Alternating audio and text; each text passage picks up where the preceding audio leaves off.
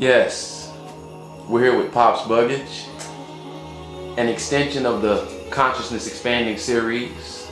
And I want you to expound on philosophies such as those of African scholars like Ashwa Kwesi, that the migration of people came up out of Africa, in which kind of contradicts with your theory. Well, Saba, that's a good one, and I have a little trepidation with going here because so many archaeologists and anthropologists seem to all agree that about 160,000 years ago, the prototype for modern man, Homo sapien, migrated up out of central regions of Africa, up in Europe, to become the one that we know, the Cro-Magnon man. And through research, everything I find supports that from the academic point of view. But as I search deeper and start finding research about people like the Foxhall man that they found in Foxhall, England, the Heidelberg man that they found in Heidelberg, Germany, the Devonian man that they found in northern Siberia, and what they all had in common, once the nuclear and modern techniques for determining age came out, was they all date back well beyond 160,000 BC. So what is my obligation? To the truth? Or to the static resistance of organized science? You understand? I have no axe to grind, but I have to go where the information and the facts show me. And what I'm saying is, Cro-Magnon did not evolve until the differentiation and the deviation of the races. Just like I suggest, not all primates were turning into human beings, and stress that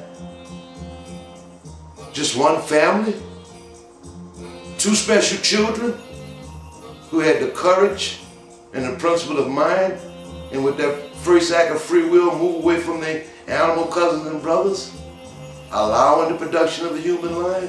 Well, I'm insinuating the same thing when it comes to the deviation and the genetic mutation of the races. Just one family did the races deviate from. Now, whether this can be proven or not proven, one thing for sure, it all happened in northern India, which was at those ancient times, 500,000 BC, was the most cosmopolitan area of the face of the earth. Well, Pops, a lot of brothers, and because coming through consciousness is sometimes just viewed as a black thing, but we know that this is a cosmic thing, right? Okay? And we want to break those barriers, those limitations.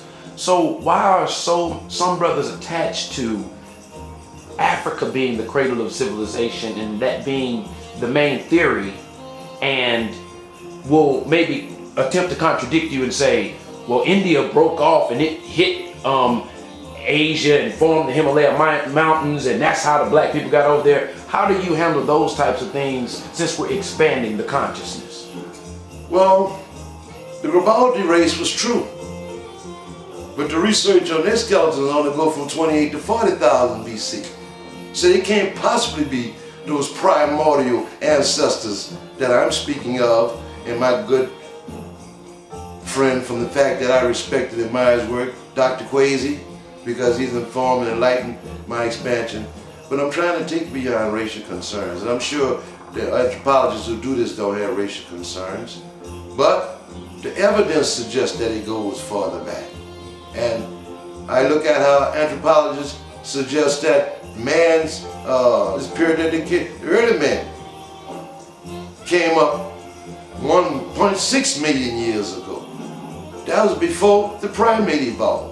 And I just would like to suggest any researchers that put the timeline between the mid-mammal, dawn mammal, the mid-mammal, and the primates, when you put those time sequences in, it will more than likely align with my timeline, 993,000 BC, when the first primate became a man.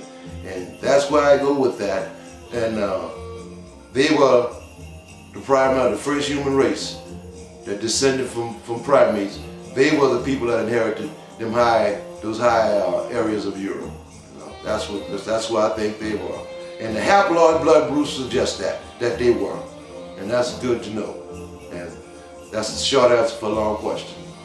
Well, thank you, Pops.